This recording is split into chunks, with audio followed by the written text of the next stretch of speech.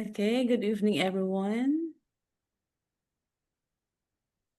Welcome to session 20 of the Qualitative Research Connect webinar series. I'm Edilyn Ichapari, and I'll be your host for tonight's session. So let me share something personal before we begin. Actually, we were talking earlier with Dr. Gomez. To be honest, I was never really into qualitative research at the start of my career, and I found myself more inclined to other approaches. But recently, I've had the opportunity to write a qualitative research paper, and I also have another qualitative research project ongoing. So through this experiences, I can truly say that I've started to love and appreciate qualitative research, and that's why I'm especially excited about tonight's session because it offers us another meaningful perspective on how to approach research with positivity and purpose. So, tonight's session is entitled From Problems to Possibilities, exploring the core of appreciative inquiry as a research methodology. So in this learning session, we will be focusing on the foundation of appreciative inquiry, the types and models of appreciative inquiry as a research design, how to reframe problem statements into possibility statements rather, practical techniques for crafting appreciative research and interview questions, and finally, moving from appreciative questions to appreciative outputs. So, to guide us through this exciting discussion, we are honored to have with us Dr. Catherine Valera. She is a licensed professional teacher in the Philippines. She earned her Doctor of Philosophy in Educational Administration from the Adventist International Institute of Advanced Studies. Currently, she serves as the coordinator for research innovation and quality assurance at Rogationist College in Silang, Cavite. And her doctoral dissertation, titled Collaborative School Culture in Higher Education Institutions in the Philippines, an Appreciative Inquiry, reflects her expertise in using appreciative inquiry as a transformative research design in education, shifting perspectives from problems to possibilities. So without further ado, let us warmly welcome our research speaker for tonight's session, Dr. Catherine C. Valera. Thank you so much, Ma'am, for that introduction. Okay, so it's evening here in the Philippines. Maybe on your end, it's morning or afternoon. So let me greet you good morning, good afternoon, and good evening. Let me share my screen just for a while. There you go.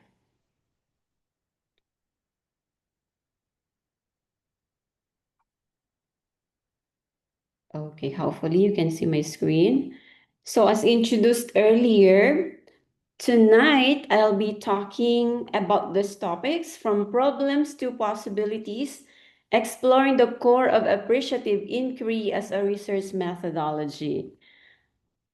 By the way, before we will go to the meat of our discussion tonight or today on your end, let me just say something about my school. It's Rogationist College.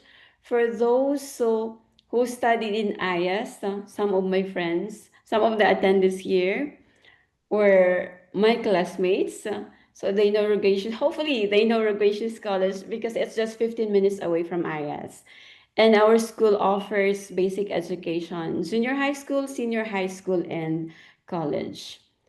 This is the outline of the subtopics I'll be presenting to you today. First, we'll be talking about briefly foundations of appreciative inquiry.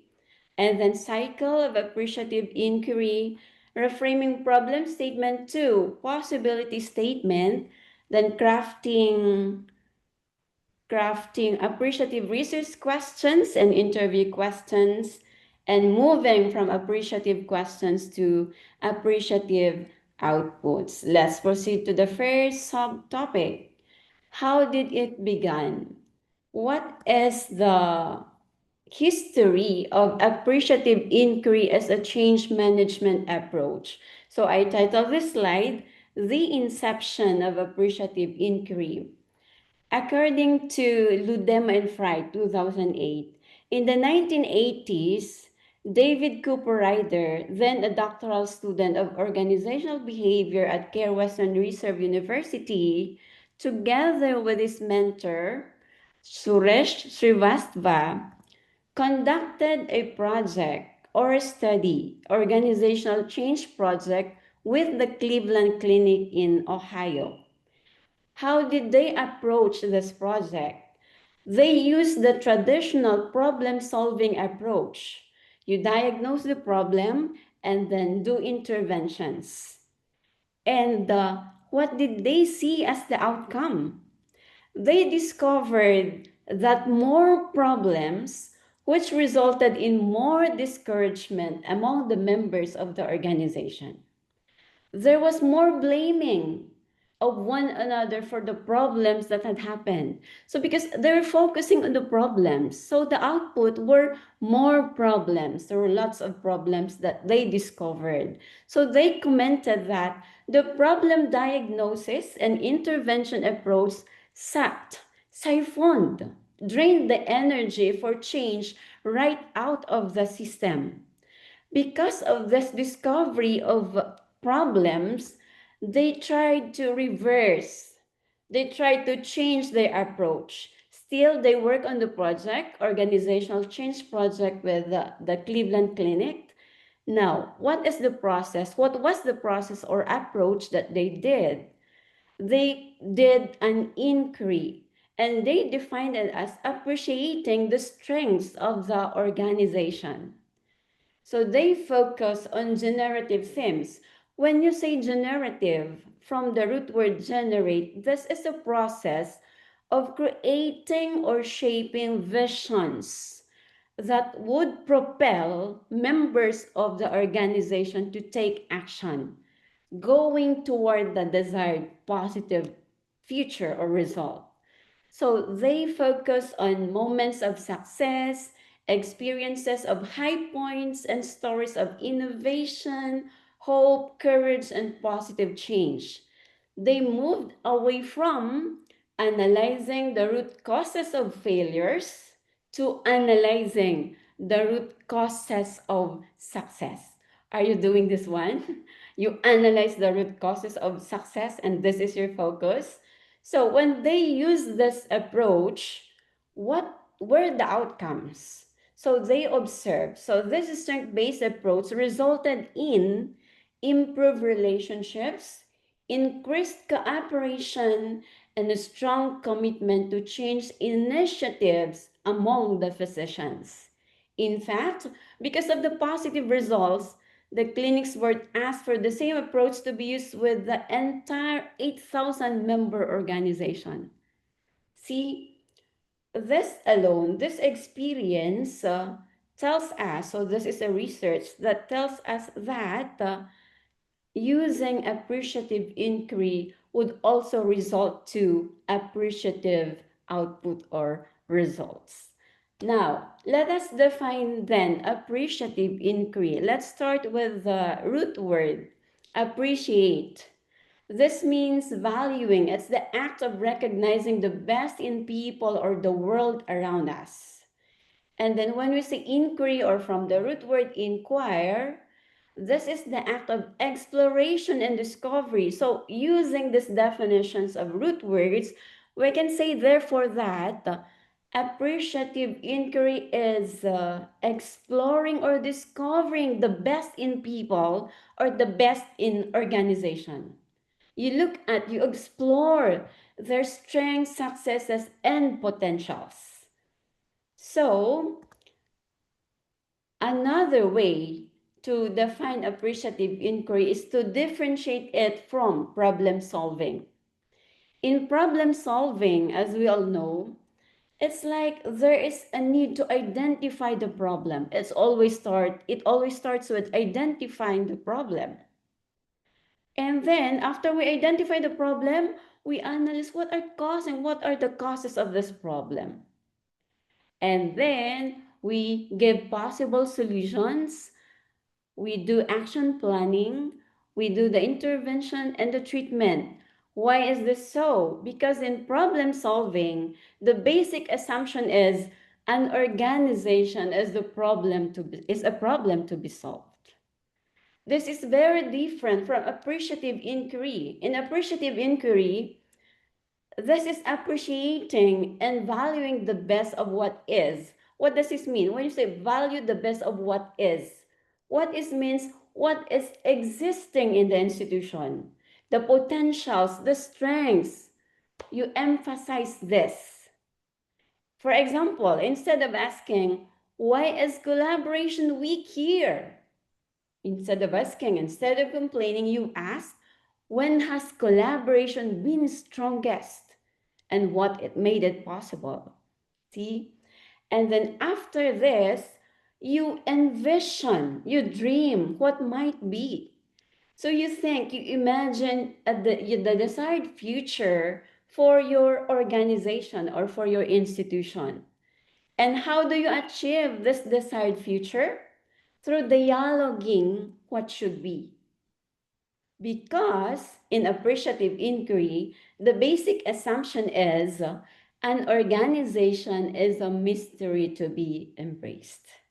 So I hope I made the distinction and the definition of appreciative inquiry clear.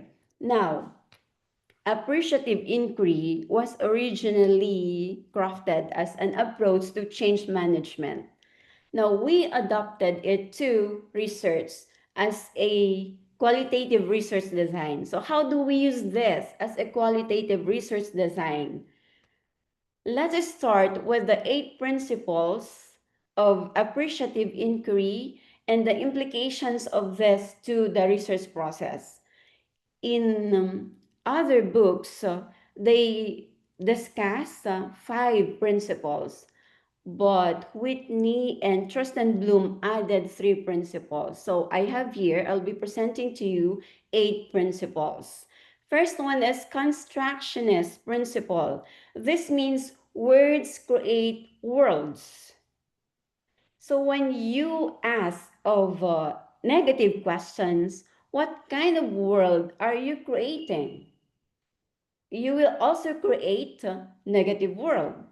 When you ask positive questions, then you might also create a positive world.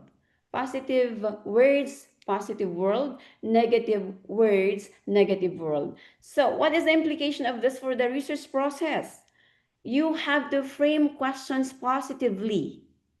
As it says, language co-creates meaning. Second, simultaneity principle. Inquiry creates change. They happen together. Every question is an intervention. So therefore, design inquiries that spark change. For poetic principle, we can choose what we study. Usually in poetry, we write of something that positively stimulates us, or we choose our topic. So what is the implication of this for research? The choice of research focus influences outcomes. Okay, and then the next is anticipatory principle. Images inspire action. What are we going to do to abide with this principle? Researchers should elicit participants' visions of a desired future. Later, when I'm going to give you some illustrations or examples, you can see how I elicited visions or images from my participants. And then the 5th principle is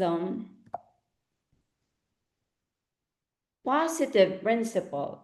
Positive questions lead to positive change. What is the implication to research? Researchers frame questions to uncover strengths and best practices. Number six, the wholeness principle. Wholeness brings out the best. So, what do we do in appreciative inquiry? If possible, involve all stakeholders because inclusive participation strengthens findings. And then number seven, we have enactment principle. Acting as if is self-fulfilling. What is the implication? Research process should model the desired future, especially if you do the appreciative summit. When you gather different groups of stakeholders, you act as if you are achieving your desired or your dream of a good future for your institution. And then the last, free choice liberates power. You have to allow voluntary, flexible participation. This fosters authenticity and commitment. So these are the 8 principles of appreciative inquiry and their implications to research.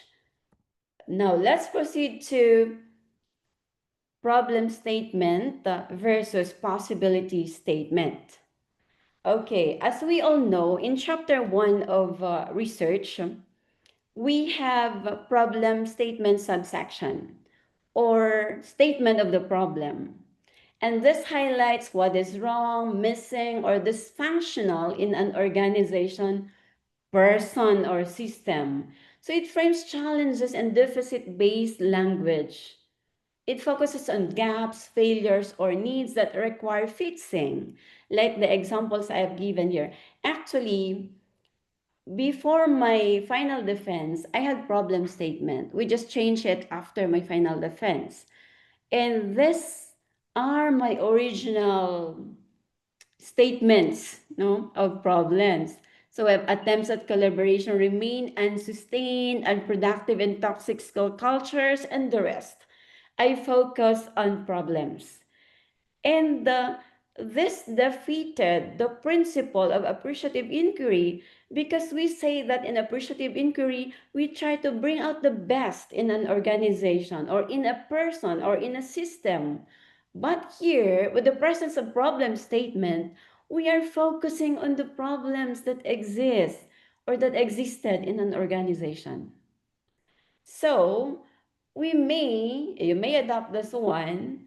We may change this problem statement, or I think based on what I did, we have to change, if we use appreciative inquiry, change problem statement to possibility statement.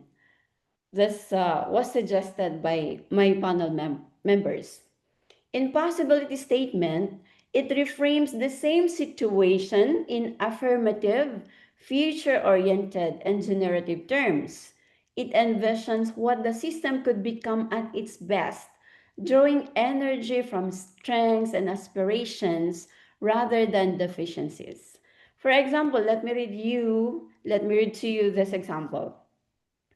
Although collaborative school cultures have not yet been attained in many secondary public schools and in HEIs in general, the researchers' experiences in one Adventist HEI were different. She witnessed strong practices of unity, shared responsibility, and purposeful collaborative activities embedded in their culture. This suggests that the vision of an ideal collaborative school culture is not only aspirational but achievable. As Senge 2006 emphasized in his learning organization theory, when institutions foster a culture of team learning, shared vision, and systems thinking, they become capable of transformative growth. These experiences and insights support the possibility that an ideal collaborative school culture is not only imaginable but fully achievable within the context of Adventist higher education. Grounded in appreciative inquiry, this study explored what could be achieved when collaboration is intentionally cultivated and celebrated. So you see the difference of problem statement with possibility statement. Definitely, this can still be improved. I'm not sure if you have read an article about appreciative inquiry qualitative as a qualitative research design talking or discussing about possibility statement. But this is my first time when my panel suggested instead of using problem statement, it will be possibility statement. Okay, now let's proceed to the cycle of appreciative inquiry. Originally, it has four, but practitioners added 1D, which is the definition. So we now have, I followed the 5D model or cycle. Definition, discovery, dream, design, and destiny. So in the definition, we clarify the focus of our inquiry or our study. And then discovery, we ask questions about what gives life to the institution. We appreciate these strengths. Dream what might be. We envision the results and then design what should be the ideal. And for destiny, how do we sustain? How to empower, learn, and adjust or improvise so that this design of an ideal will be sustained. Okay, anchored on the 5D cycle, let me give you illustrations on how to craft research questions or appreciative research questions. And this is based on my topic, collaborative school culture in Adventist higher education institution in the Philippines and appreciative inquiry. So for define, how do you craft your research question? This is an example. How do stakeholders of Adventist higher education institutions define collaborative school culture? You can have this as template. And then for discover, what are the best practices of Adventist HEIs in creating a collaborative school culture? And for dream, how do Adventist HEIs envision a school with an ideal collaborative school culture? For design, what is the design of an ideal collaborative school culture? And for destiny, how can the design of an ideal collaborative school culture for Adventist HEIs be implemented and sustained? Now, from these research questions, we create interview questions. So, for example, in the define phase, our question is how do stakeholders define collaborative school culture? You can have this possible interview questions. When you hear the phrase collaborative school culture, what images, values, or words come to your mind? Or if you were to explain collaborative school culture to someone new, how would you define it? You can also ask probing questions like, how does your faith, or in my case, in this study, Adventist identity, influence how you define collaborative school culture, and what qualities make collaboration in your school distinct? That is for define. For discovery, what are the best practices? You are now discovering these best practices. This is how I frame my question to administrators. Think about the time you started serving the school as a school leader, president, vice president, dean, etc. Definitely, there were ups and downs, high points and low points. But I would like you to reflect on a high point experience of a collaborative school culture. Focus on the time you have probably made a remark like, wow, this is the best show of collaboration ever that I have witnessed in this institution. Please share the experience. So that is one of my questions to administrator. Then I have probing questions. Can you recall how you felt during that moment? What is it about the experience that you continue to cherish? Because in appreciative inquiry, you can appreciate if they tell you the stories of collaboration or your phenomenon. And then another question or probing question. Let us imagine I have a conversation with people with whom you are closely working at the institution. I ask them to share the three best approaches or practices that you do as a school leader to ensure that there is collaboration among the school community. What would they tell me? What would they say? Okay, so you elicit You frame positive questions to elicit positive answers. How about the dream question? So this is how I frame my questions. I let them dream. It is 10 years from today. Your child, grandchild, niece or nephew is or are in this institution, probably working or studying. The institution is different from the one you once knew. The strong collaborative school culture is seen, felt, and heard everywhere. Then you go to the questions. What are the specs or areas or practices where collaborative school culture is strongly felt? What does it look like in each area? How does it feel? How do people live? How do they learn? How do they work? And then another question. Imagine that you're sitting with your grandchild or child telling the story of how this ideal collaborative school culture came to be. What decisions and actions did you and others make to pave the way for this kind of culture in the institution? And my other question, capture this dream in an aspiration statement. If it's 10 years from today, 2025, so by 2035, an Adventist higher education institution with an ideal collaborative school culture is. So you can have this as template when you craft your research questions and interview questions. Now, for the design phase, I have read one research study. The researcher did not ask question in the design phase anymore because the basis of the design phase, the basis are the answers in the discovery, in the definition, discovery, and dream questions. So you can design the ideal. But in my case, my panelists still ask me to ask questions in the design phase. And this is how I ask the question. I introduce what is expected in the design phase. I think it's important that you do this one, especially if the person you are asking does not have a knowledge or the person has a limited knowledge about appreciative inquiry. So what I did, I have this introduction. In the design phase on appreciative inquiry, the first step is to identify the social architecture that you want to improve or transform. Social architecture is a set of institutional elements like vision, purpose, strategy, structure, leadership, decision making, systems, relationships, roles, knowledge management, procedures, services, research, publication, curriculum, etc. Those are examples of social architecture.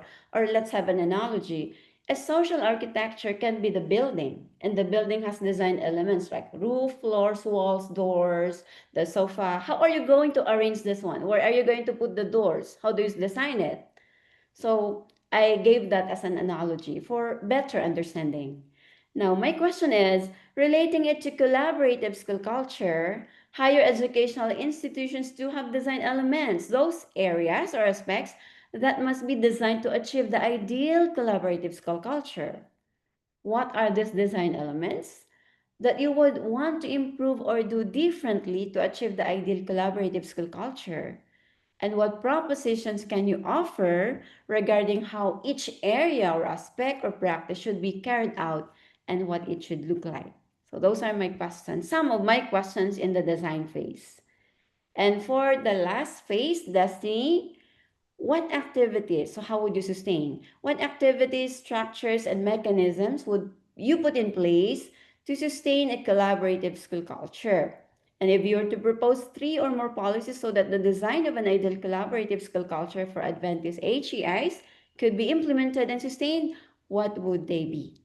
Okay, so those are my research questions and then my interview questions anchored to the phases and to the research questions. Now, having all done this, I came with a snapshot, or in a nutshell, this is how the processes in appreciative inquiry from re- research questions, then the phases, and then the data collection methods, and then research outputs. So you have here your research question anchored to the first phase, definition.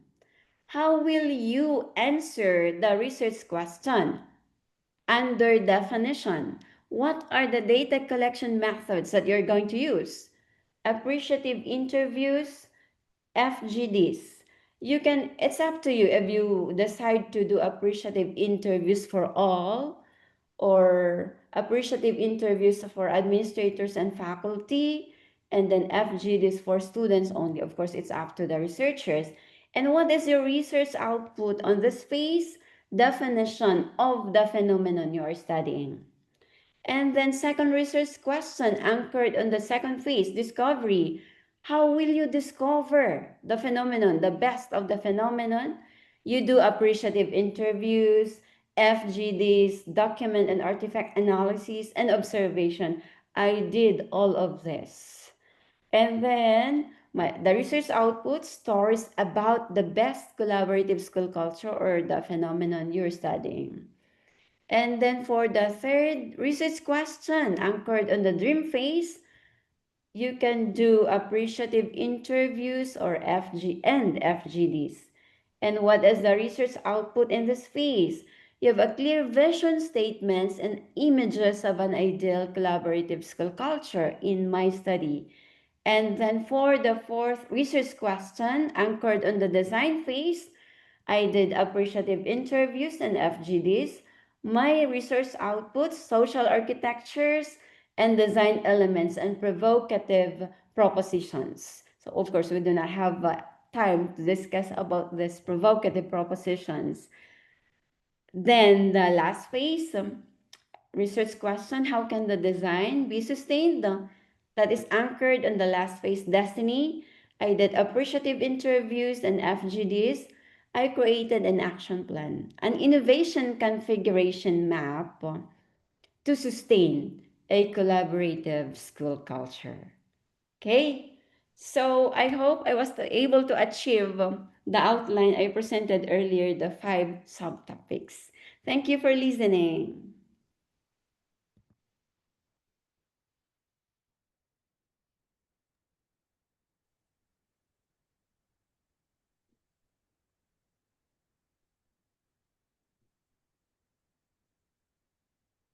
Okay, wow, that was truly enlightening. I really appreciate how Dr. Valera showed us that research doesn't always have to begin with what's broken. Instead, it can start from what is already strong and full of potential. So, what really struck me is how even the smallest shift in the way we ask our questions can completely change the direction of our research. So, it's such simple yet powerful reminder. Thank you so much for that. As I was listening, I couldn't help but reflect on how my own research journey, I realized how transformative it can be when we choose to focus not just on the problem we face, but on the possibilities that lie ahead. And that to me is the real gift of appreciative inquiry. So thank you so much, Dr. Valera, for that very insightful presentation. I'm sure our participants have picked up valuable ideas on how appreciative inquiry can really transform research from focusing on problems to embracing possibilities. So at this point, I would like to open the floor for your questions and reflections.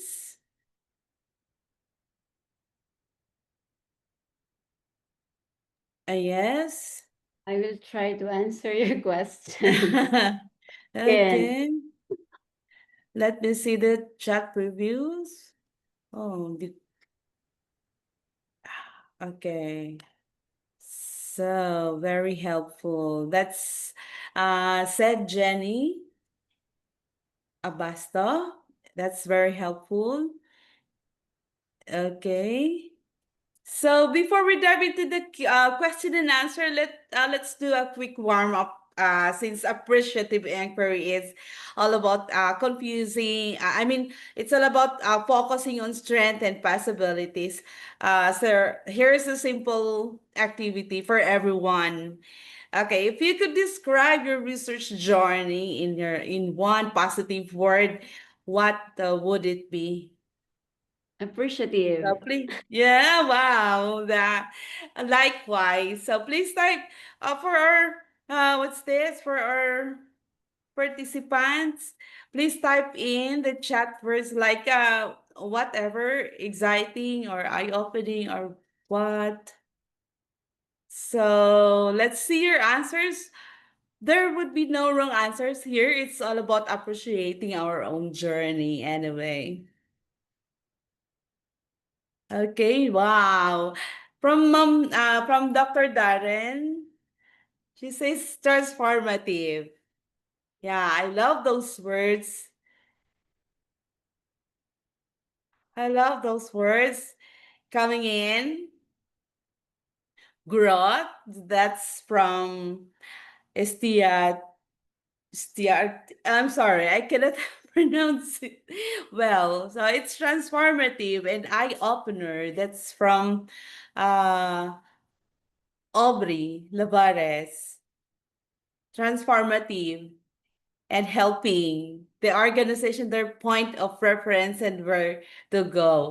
Okay, so wow, I really love those words coming in. This is exactly what appreciative inquiry is about. So framing our experiences in a positive light. So for me, I'd say it's rewarding. Oh, I describe my research rewarding because every stage, though challenging, leads to growth, new insights, and contributions that go beyond myself. So it feels fulfilling to know that the work I'm doing not only develops my skills, but can also create impact in education in the community where I belong. So that's wonderful. Thank you for sharing challenges now, like according to Belinda Ferrer.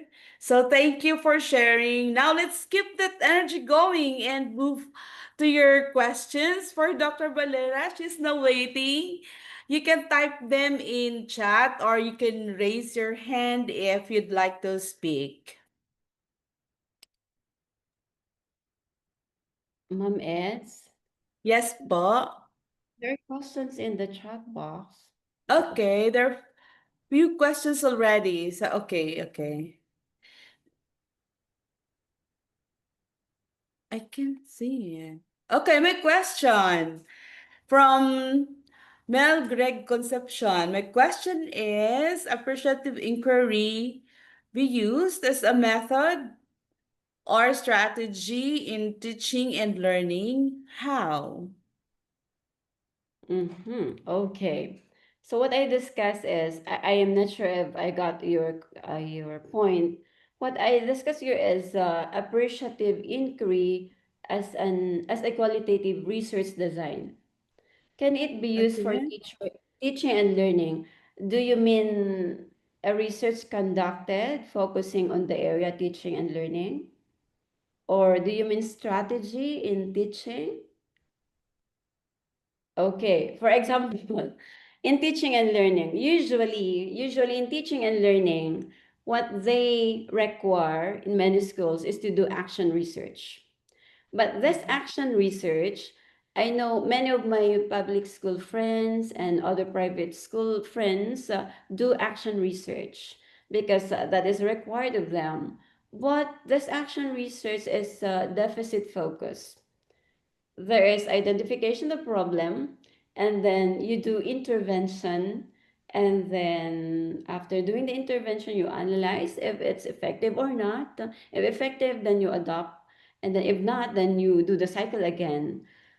An appreciative inquiry can be used as an approach to action research.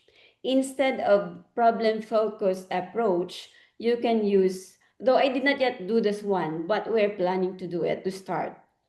You can use appreciative inquiry as an approach. So instead of identifying the problem first, you identify the best practices in the teaching and learning processes or process in your school. And then you ask them, these are our our best approaches or practices in teaching and learning. What else are your dreams? So that, even though you already have the best practices, we desire for more. We desire to elevate our teaching and learning. What is your desire? So, from that, you can design how to achieve that desire or that dream. So, it can be used in teaching and learning.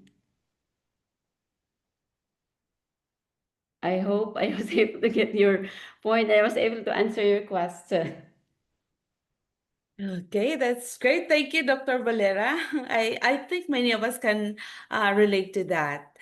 So there are two who are asking for if you could provide them, I mean, the copy of your presentation slides, Dr. Valera. Sure. I will be providing a copy because I also want to help those who want to use appreciative inquiry as a research design. You can, of course, this is not a cookbook recipe, but it can be a guide. It can be a template, especially in formulating research questions and the interview questions. So I will share my PowerPoint. One of the common questions in appreciative inquiry is, are you not neglecting the problems that exist in an institution? Because, yeah, wherever you go, whatever institution that is, there will always be problems. But you see, if you change your mindset, you change your story, you instead of telling stories, bad stories, you tell positive stories. It generates positive feeling and it influences. So it creates a positive effect as well. And based on my experience, there will be, in the dream phase, participants will share negative stories. In my experience, when I conducted my research, there were participants who shared negative stories. That's okay because in the study, this is from the book of Ludema and Fry, from their discussion article, 2008. Cooper Ryder and Srivastava also they asked negative questions, but they did not focus when they generated the report. They did not include the negative answers. Here in appreciative inquiry, we do not ask negative questions anymore. They are framed positively, but based on my experience, there are those who share negative experiences. What I did, okay, from those negative experiences, what do you dream? What are your dreams? So that those negative experiences will be addressed. So you divert, you refocus, you go back to appreciative questioning so that the focus will not be the negative sharing or stories of the participants. So in that case, you do not neglect the problems that happen. You recognize it, but you do not dwell in it. Instead, you say, okay, those are happening. What are your dreams now? You frame them positively. Do you get my point? Yeah. Mm. Wow. Positivity is really the thing. So in appreciative approach. So here comes another question. Okay. Mom Hilda Ninik is learning a lot from this presentation. Thank you so much. So here comes another question from Dr. Gomez.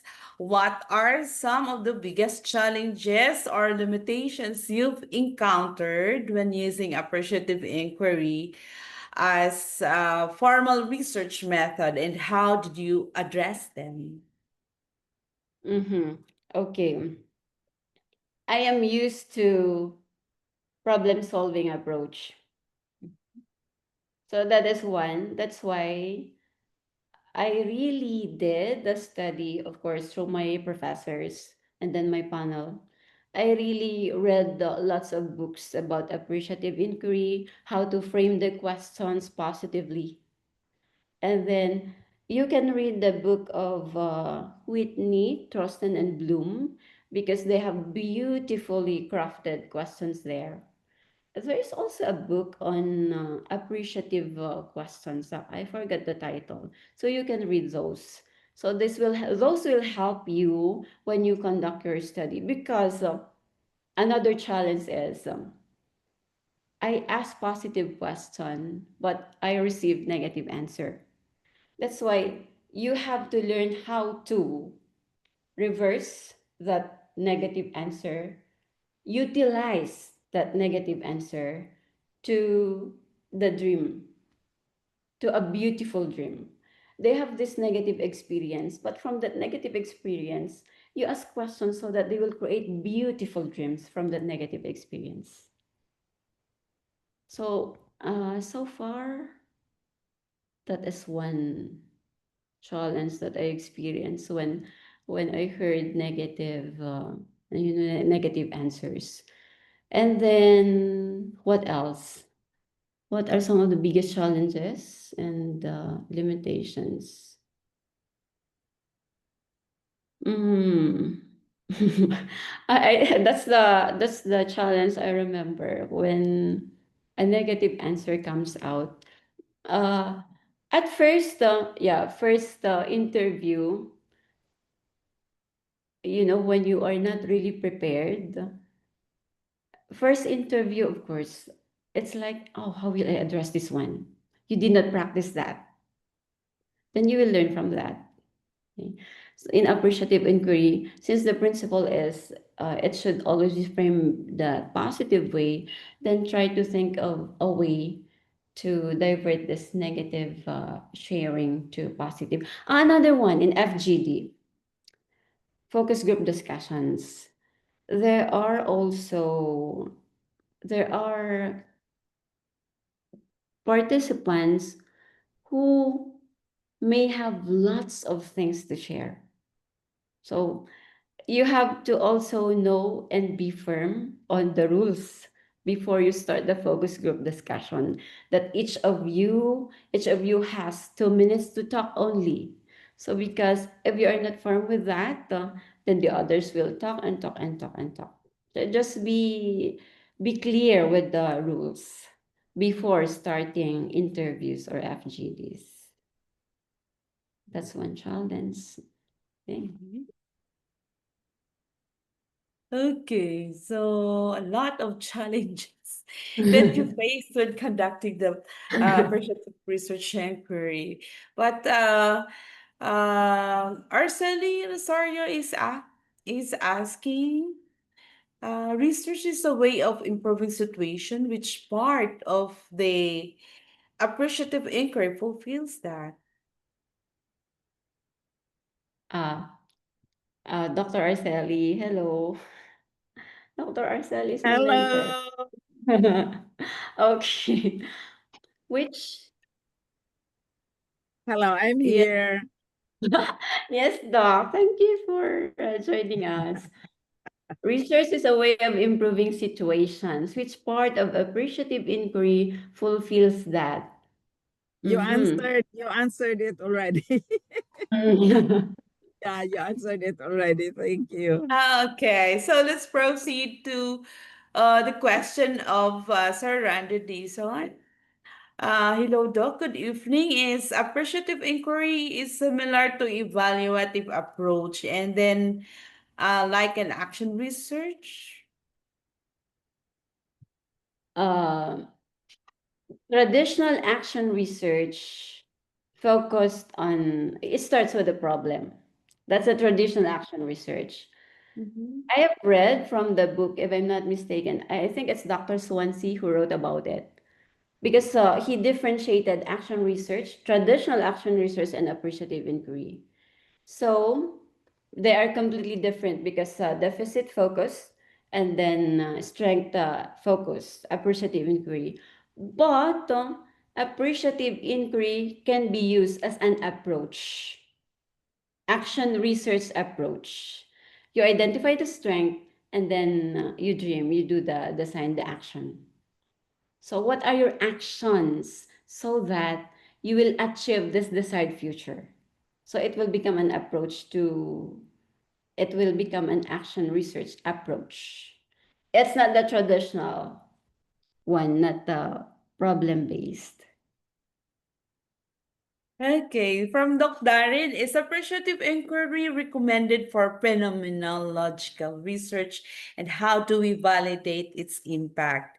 Should should we focus on the positive notes? What about the challenges within the particular subject? What if thought those negative points we can generate a solution? Uh-huh. Phenomenology, I think Doc Arceli can answer this one. But this is my take here. Phenomenology is a different qualitative research design. Appreciative is different. And they have different approaches, processes in conducting the study. Maybe our question should be, can we combine phenomenology and appreciative inquiry? Because in other approaches, special, for example, Dr. Darren used appreciative inquiry case study, right, Dr. Darren? So because basically for case study, you can combine this with the phenomenology, like what Doc Isti did, and Ah, then you can combine with appreciative, you can combine with ethnography, you can yeah, come combine with, here. uh, now for phenomenology Are you and, ready? and Okay. appreciative inquiry, should we focus on the positive notes? Because in phenomenology, you look at the life world of a person. For example, your topic is depression. Definitely, the depressed person will share how she was affected by the depression, physically, emotionally, mentally, what else? Emotionally, mentally, financially, all aspects. So in phenomenology, you can really see the experiences, the, what do you call this, Doc Arceli, your term before, life world of a person. Life world. And your focus there is describing the, depending if it's transcendental phenomenology, your goal there is to describe the lived experience. And how do you do that? It's by identifying the existential elements or the universal structures. That's the goal. So phenomenology is a design that is unique in itself. It is a range of research tradition with its own frameworks. Mm-mm, mm-mm. Now, I haven't seen yet a combination of appreciative inquiry and phenomenology. Isti is here, Kath. Isti mm-mm, did three designs altogether in mm-mm, one research study. She did case study, ethnography, and hermeneutic phenomenology. So that was possible. mm-hmm, mm-hmm, But to make that decision, I would say it was refereed. When I say refereed, it was consulted with several experts how that could be done. And Esther was able to do that very successfully. mm-hmm, mm-hmm. Yeah, I like this question, Doc. Now, this makes me reflect, think, if is it possible to combine phenomenology with appreciative inquiry, and on what part can we insert appreciative questions? As of now, I have no idea yet because appreciative inquiry is done with groups of people. In Mm-hmm, phenomenology, you cannot, in my experience, and I haven't read yet, it's in phenomenology. I would not advise that we do focus group discussion, especially when because the questions are very personal. You are capturing the lived experience of every individual, And then after that, you look into the universal structures, which means to say, like, eventually you say, for example, you are doing a phenomenological study on grief, and then you get the universal structures of grief, so that eventually you say, somebody, an American mother who lost a child, a Filipino mother who lost a child, an educated mother who lost a child, a non-educated mother, a poor mother, a rich mother, the structure of grief is the same. That's what you mean by universal structure. The goals, for now, I do not see the goals of phenomenology and the goals of appreciative inquiry intersecting. But Mm-hmm, I'm not mm-hmm. saying it's not possible. It's only that as of now, that's what I say. I cannot Mhm. see as of now. Yeah, we can explore that one. Yeah, if somebody of us will do a combination of appreciative and phenomenology, then please share. But as of Mhm. now, same with Doc Arceli, I have not seen a combination yet of phenomenology and ethnography. Since questions, most of the questions in phenomenology are confidential, sensitive questions. There is a comment here. It says, I remember I encountered appreciative inquiry in ethnographic research. Yeah, I think Yes, that's yes, that's what I true. even said. Estes work was ethnography and phenomenology. It's a Mm-hmm, hybrid of, as I said, three designs, including case study. mm-mm. So, and if you combine appreciative and ethnography, I think that would be interesting. Very interesting study. Okay, so as much as we want to accommodate all requests, there are a lot of queries. Just show that the topic is very interesting, but we have a very limited time for this session. So let us entertain one last question. So this is from Dr. Ikoto, how to address the trap of superficiality when doing appreciative inquiry. Mhm. How to address the trap? The trap Ah, of superficiality. okay. I'm not sure if I understood the question, but trap? What do you mean by trap of superficiality? That they will just give you shallow positive experiences, something like that.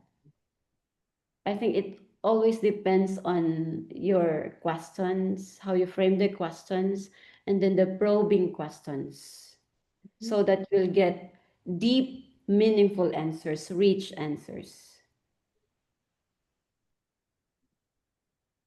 Okay. Okay, so thank you so much. Uh, Thank you so much for your thoughtful questions. And of course, thank you, Dr. Valera, for patiently addressing them and giving us such practical insight. I think we're all leaving this session inspired to approach research from a new and more hopeful perspective. So as we close, let us once again thank Dr. Catherine Valera for generously sharing her time and expertise with us tonight. So we would like to extend our gratitude to Dr. Safari and the QLRC team for making this event possible. So you can learn more their work in the upcoming events. And of course, thank you to all our participants for your active engagement tonight. And before we officially end, please mark your calendars for our next QLRC session on October 2, where we'll be learning about grounded theory with Dr. Natasha Nangoy. We hope to see you there. On behalf of the Qualitative Research Connect team, this has been Adeline Chapari, your host for Session 20. Thank you for joining us. And remember, let's always look at research not just a way of to solve problem, but as a way to discover possibilities. So good night, everyone. And this is the end. Thank you so much. Have